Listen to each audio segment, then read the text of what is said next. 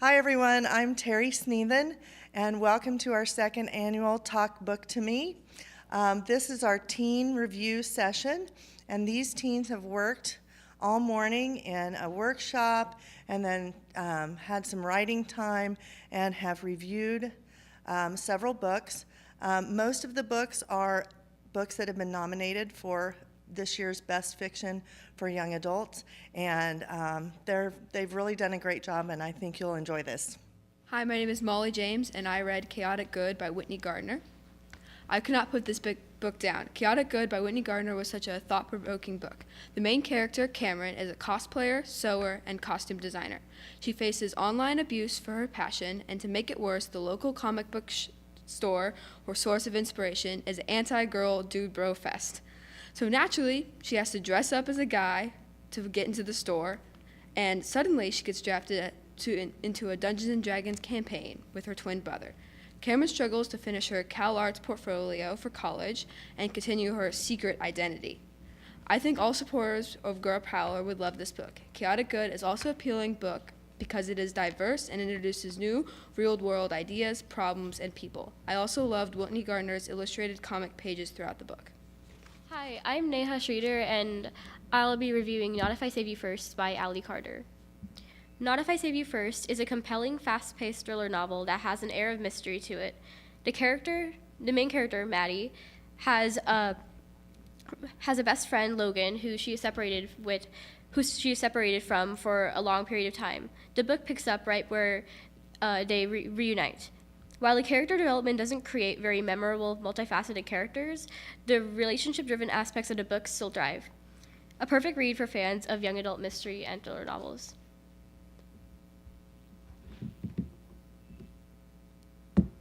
People Like Us by Dana Millay is an unhurried novel that's dramatic atmosphere creates a disconnect between the reader and book. The characters, while interestingly diverse in both sexuality and race, are one-sided and hardly developed. The book's dark, mysterious tone, however, set in a boarding school world where the main character has to face multiple emails in a sense of Pretty Little Liars, creates a world that initially draws the reader in. The Bells by Danielle Clayton is a dazzling, inventive tale that has a fast-paced tale that deals with real-world issues in a fantasy perspective.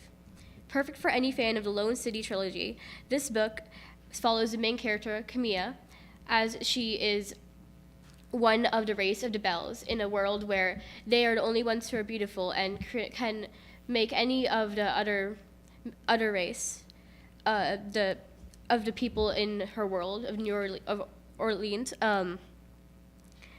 more beautiful. And this deals with both aspects of beauty and the definition of it in a way that draws a reader in and hooks them in from the start.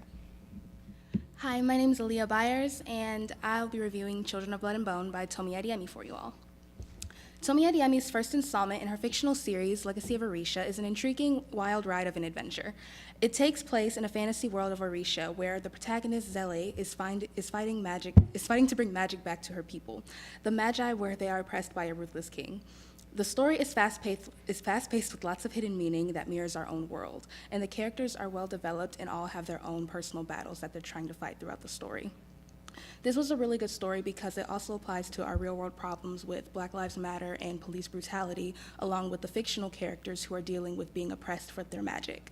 I thought this story was really well written, and it was beautiful in the way that the writing was great, the plot was great, and our characters were able to reflect. They were relatable, and you were able to reflect really well with them. Thank you. I'm Jessie, and I read People Like Us by Dana Millay.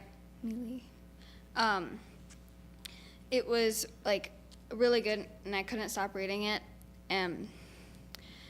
Kay Donovan is the top of her social tower at her boarding school, and after finding one of her classmates' dead body in the lake with her friends after swimming after a dance, she soon becomes blackmailed by said person. The murder mystery was interesting and complex with an unexpected plot twist at the end, but the ending was a bit weak and could have been written better. This is Damaris Morales, and I'll be reviewing Thunderhead by Neil Shusterman. It's the second book in the arc of Scythe's trilogy, and Thunderhead is a book that questions the morality and humanity of people in this world where humanity has been able to, in a way, vanquished death and has reached the stage of immortality. To prevent overpopulations, certain people are assigned with the role of killing people to keep that from happening.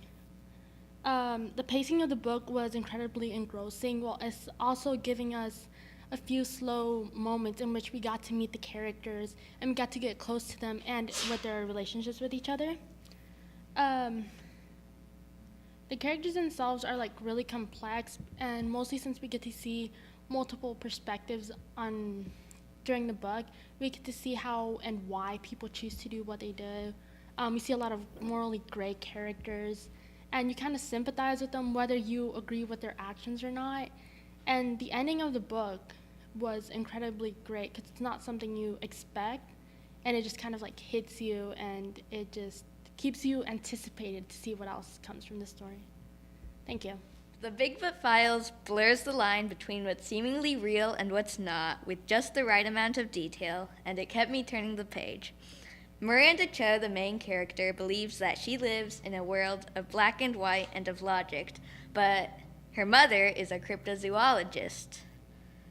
When Miranda agrees to go on one last work trip to finally prove that monsters are not real to her mother, she discovers that anything is possible if she just lets go of her constraints and she just believes.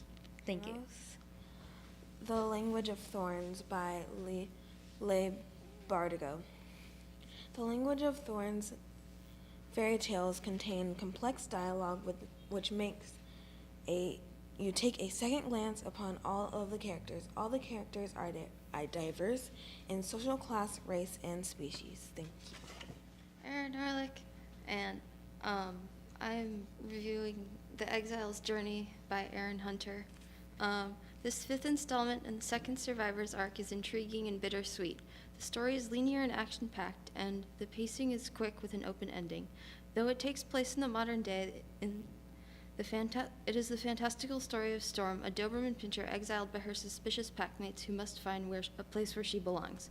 The story, beginning with a flashback, allows us to better understand Storm's motivations. She meets figures from her past and studies different types of packs and relationships that gives her a better understanding of other dogs. Whimsical maps aid to absorb the reader into the compelling but violent world of dogs and wolves. I want to thank all of the teens who came to our session today and who reviewed books for us, and it's very encouraging to see all the reading that you're doing and the way that you are learning to be critical readers. So thank you for coming today, and hopefully we'll see you next year.